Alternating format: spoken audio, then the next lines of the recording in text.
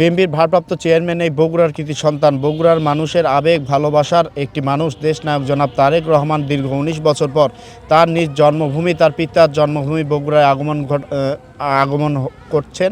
বগুড়ার মানুষ অতি আগ্রহে তাকে স্বাগত জানানোর জন্য আমি অপেক্ষা করছে। এই বগুড়ার প্রতিটি জায়গায় তার উন্নয়নের যে ছোঁয়া, সেই ছোঁয়ায় তার নিজের অবদান রয়েছে। তিনি নিজে স্বয়ং এসে বগুড়ার উন্নয়ন সংগঠিত করেছিলেন, আপনারা সকলেই জানেন। আমরা আশা রাখবো বগুড়ার মানুষ হিসেবে দেশনায়ক জনাব তারেক রহমান তার এই ধারাবাহিকতা, তার এই বগুড়ার প্রতি যে মায়া মহব্বত, সেই জিনিসটা তার ভিতর রাখবে এবং এই বগুড়ার উন্নয়নে তার ৩১ দফা বাস্তবায়ন করে বাংলাদেশ তথা বগুড়ার উন্নয়ন সংগঠিত হবে। বগুড়ার যেন প্রতিটি জায়গা তার জন্য অপেক্ষা করছে মানুষের পাশাপাশি। যেসব উন্নয়ন তিনি করেছে, বাংলাদেশের শহীদ জিয়াউর রহমান মেডিকেল কলেজ, চান্দু স্টেডিয়াম, বগুড়ার যে রাস্তাঘাট, আমার মনে হয় মানুষের পাশাপাশি এইসব স্থাপনাগুলোও তার জন্য অপেক্ষা করছিল, যেন দেশনায়ক জনাব তারেক রহমান কবে আসবে। এর মাঝেও আমাদের বগুড়ার যেসব ইয়ং জেনারেশন রয়েছে, যারা দীর্ঘদিন দেশনায়ক জনাব তারেক রহমানকে নিজ চোখে দেখে নেয়, তাকে দেখার জন্য তার অধীর আগ্রহ রয়েছে। আমরা এই টাওয়ারটা স্থাপন করছি এখানে 12ই জানুয়ারি জনাব তারেক রহমান এখানে গণদোয়া করবে। সেই হিসাবে আমরা যেন নেটওয়ার্কটা পুরোপুরি সার্ভিস পাই, জনগণে পায়, সেজন্য আমরা স্বইচ্ছায় এই সার্ভিসটা দেওয়ার জন্য প্রস্তুতি নিচ্ছি আর কি। পাশাপাশি আমাদের 300-400 মিটার দূরে দূরে টাওয়ার আছে, কিন্তু তারেক রহমানের আগমনে আমরা বগুড়াবাসী অনেক আনন্দিত। পদ্মা সেতু, মেট্রো রেল এবং এলিভেটেড এক্সপ্রেসওয়ে নির্মাণের গর্বিত অংশীদার বসুন্ধরা সিমেন্ট। জনাব তারেক রহমান 11 তারিখ সকালে ঢাকায় থেকে রওনা দিবেন এবং রাত 8টায় বগুড়া এসে পৌঁছবেন। তার শিডিউল অনুযায়ী সেটি 2-1 ঘন্টা আগে পিছিয়ে হতে পারে।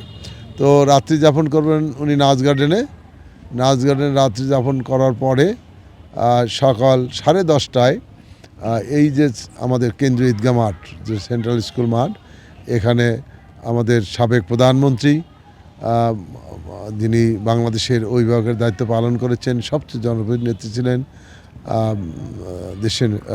দেশনেত্রী বেগম খালেদা জিয়া, আত্মার মাগফিরাত কামনার্থে আমরা এখানে দোয়া মাহফিলের আয়োজন করেছি। সেই দোয়া মাহফিলে আমাদের বিএনপি ভারপ্রাপ্ত চেয়ারম্যান তারেক রহমান অংশগ্রহণ করবেন। তো এখান থেকে দোয়া মাহফিল শেষে যাবেন মহাস্থান, মাজার জিয়ারত করবেন।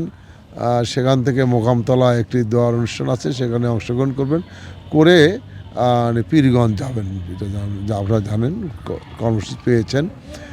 সেখান থেকে অন্যান্য যে সফর রয়েছে সেগুলো সেরে 13 তারিখে 14 তারিখ সকালে আবার বগুড়ার উদ্দেশ্যে আসবেন এবং গাবতলী হয়ে বাগবাড়ি হয়ে তিনি ঢাকার উদ্দেশ্যে রওনা দেবেন। আমরা আশা করছি এ মাস তো পরিপূর্ণ হবে, বাইরের লোকজন থাকবে, তা 25 থেকে 30 লাখ কমসে কম, এরকম আমরা আশা করছি। আর হলো নিরাপত্তার কথা বলছেন, এটা তো গতকাল আমাদের প্রেসিডেন্ট সাহেব ছিলেন, যে জেলা প্রশাসন একটা মিটিং করেছে বিভিন্ন আপনার যারা আইন শৃঙ্খলা বাহিনীদেরকে নিয়ে, তারা রাষ্ট্রীয়ভাবেই তাকে নিরাপত্তা দেওয়ার মানে তাদের চরম যেটা চেষ্টা সেটা তারা করবে।